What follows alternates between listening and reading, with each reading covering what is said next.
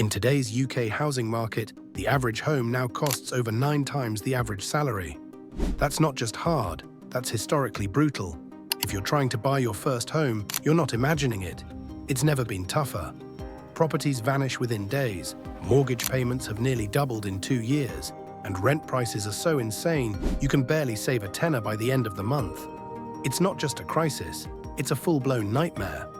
But why exactly is it this bad? Is it just because of rising house prices? Or is there something deeper going on, like government policies making things worse, or investors swallowing entire neighborhoods before you've even booked a viewing?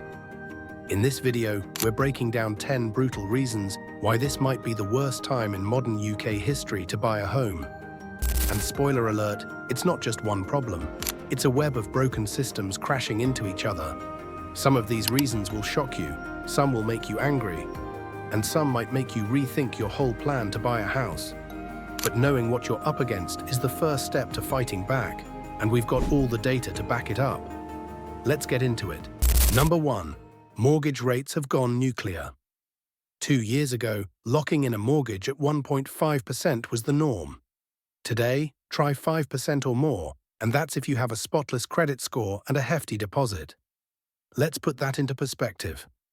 A £250,000 mortgage at 1.5% interest cost, around £860 a month. At 5.5%, that same mortgage now demands over £1,500 every month. That's an extra £640 for the exact same home. This explosion in mortgage rates isn't just painful, it's destructive. It's pricing out thousands of first-time buyers who are already hanging on by a thread. And the scariest part, these aren't luxury homes. We're talking basic starter properties in average towns. Homes that used to be affordable. So what caused this? Blame inflation, blame the Bank of England's aggressive rate hikes, blame global instability. It all adds up. The Bank of England pushed rates from nearly 0 to over 5% in just under 2 years, trying to tame inflation. But in the process, homebuyers have become collateral damage in a financial war. And the worst part, rising mortgage costs don't just make monthly payments harder, they also limit how much you can borrow. If your salary hasn't magically doubled, your buying power has probably been sliced in half. Homes that were once within reach are now completely off the table. And don't expect a quick fix. Even if rates drop slightly, they're unlikely to return to those ultra-low levels of the 2010s. A 4% mortgage may now be considered a good deal. So unless you're buying with cash or inherited wealth, the dream of homeownership isn't just delayed, it's slipping further and further away. Number 2. Deposit requirements are crushing dreams. If mortgage rates didn't scare you off, here's the next gut punch. The average first-time buyer in the UK now needs a £60,000 deposit just to get on the property ladder. In London, it's closer to £125,000. Let that sink in. That's not challenging.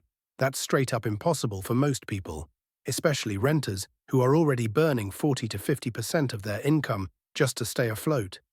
The idea of saving tens of thousands while battling skyrocketing energy bills and grocery prices, it's like running a marathon with your legs tied together.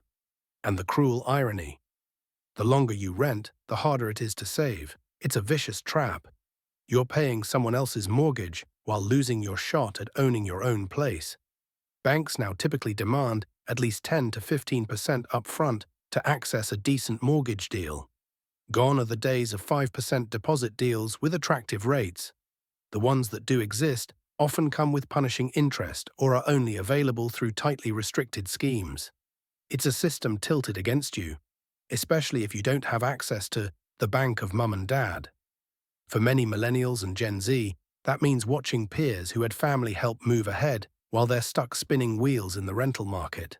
And let's not forget, deposits are just the beginning. You still need to cover legal fees, surveys, moving costs, and often stamp duty. It all stacks up quickly, turning what should be an exciting life step into an overwhelming financial hurdle. Are you trying to save for a deposit? How close or far are you? Drop a comment and let us know. And if this hits home, hit that subscribe button. We've got more insights on this housing mess coming up. Number 3. Supply is a disaster. Look around. Empty lots, unused office blocks, brownfield sites with nothing but overgrown weeds and planning notices that expired 3 years ago. Yet people are crammed into overpriced flats, bidding wars are breaking out over two-bed semis, and chain-free listings are snapped up in hours. The truth, we're simply not building enough homes, not by a little, but by tens of thousands every single year. The government has missed its own housing targets for over a decade. Even the few homes that do get built, often luxury high-rises or investor bait that locals could never afford to live in. There's a mountain of red tape, planning permission nightmares, local opposition, budget cuts, and developer delays. It's a process so slow and clogged it makes your local council tax office look like a Formula One pit crew. Developers are in no rush either. They hoard land like it's gold, waiting for prices to climb even higher. Why sell now when it'll be worth double in 5 years? So they sit, and so do we, on a housing time bomb. Meanwhile, local councils can't build because funding's been gutted. Social housing has turned into a ghost story. And affordable housing, a twisted joke when the average affordable flat in London still costs over £300,000. Every delay inflates prices. Every year we don't build makes the crisis worse. The shortage spreads, from city centres to commuter belts, from villages to coastlines, until there's no such thing as an entry-level home. We're not in a slump, we're in a deadlock. The supply problem isn't temporary, it's baked into the system. And without major change, the dream of owning a home will keep shrinking, until it fits in a rental contract. Number 4. Prices are still too high. Every headline screams about a housing cooldown. You've seen them. Prices falling, market correction, buyer's market incoming.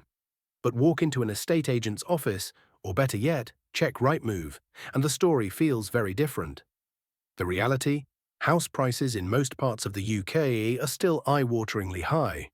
In many regions, they've only dipped by a few percent, after rising over 20% during the pandemic years. That's not a crash, that's a tiny wobble. So what's keeping prices stubbornly high? For one, there's simply not enough inventory. Fewer homes are going on the market because homeowners are afraid to sell. Why? If they sell now, they have to buy again in the same inflated market. It's musical chairs, but the music's stopped and no one wants to move. Second, even with higher mortgage rates cooling demand, cash buyers and wealthy investors haven't disappeared. In fact, some see this moment as an opportunity to scoop up bargains, meaning less competition doesn't equal lower prices for regular buyers. And then there's the psychological factor. Sellers are still anchored to the peak values of 2021. They'd rather wait months than accept what they see as a loss, even if their home is overpriced by £30,000.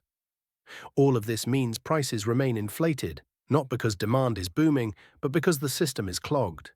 There's no flow, no mobility, just a stalemate.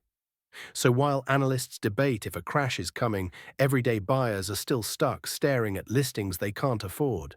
The game has changed, but the scoreboard still shows the same impossible numbers. Number 5. Buy-to-let investors are squeezing the market. You find a place, it's not perfect, but it's within budget. You book a viewing, it goes well, you make an offer, above asking, just to be safe. Then you get the call. Sorry, it's gone to a cash buyer. Who was the buyer? An investor. Again. This is happening everywhere. Buy-to-let landlords and property investors are crowding out regular buyers with deep pockets and fast deals. No mortgage, no chains. You're golden in this market. And it's not just London anymore. Investors are buying up homes in university towns, seaside villages, commuter suburbs, anywhere there's yield to be squeezed. A growing number of these houses don't end up in long-term rentals either. They're converted into Airbnbs or short-stay units, leaving locals priced out and neighborhoods hollowed out. The game's rigged in their favor. Investors can buy in bulk, claim tax benefits, and hold through market cycles. First-time buyers, on the other hand, they've got one shot, one budget, and maybe a lifeline from mum and dad if they're lucky. This isn't just frustrating, it's warping the entire housing market. Every time an investor outbids a family, that's one more home off the table for people who actually need a place to live. The result? Soaring prices, fewer choices, and increased desperation for everyone else. And even now, with tighter taxes and regulation, many landlords are only selling their worst-performing properties, not the ones people actually want. For every amateur investor leaving, a seasoned one is often ready to swoop in, armed with spreadsheets and strategy. The outcome is the same: a shrinking pool of opportunity for real people trying to build real lives. Number 6. Wages aren't keeping up with prices. You've worked hard, you've climbed the ladder, maybe even gotten a promotion or two. But somehow, even with a better salary than you had 5 years ago, home ownership still feels just as far away. Maybe even further. That's not your imagination. It's math. In the 1990s, the average house cost about 3.5 times the average salary. Today, it's more than 9 times. That means unless your income has nearly tripled since then, you've fallen behind. Way behind. While house prices have exploded, wages have barely moved. Real wages, what your money's actually worth after adjusting for inflation, have been stagnant for over a decade.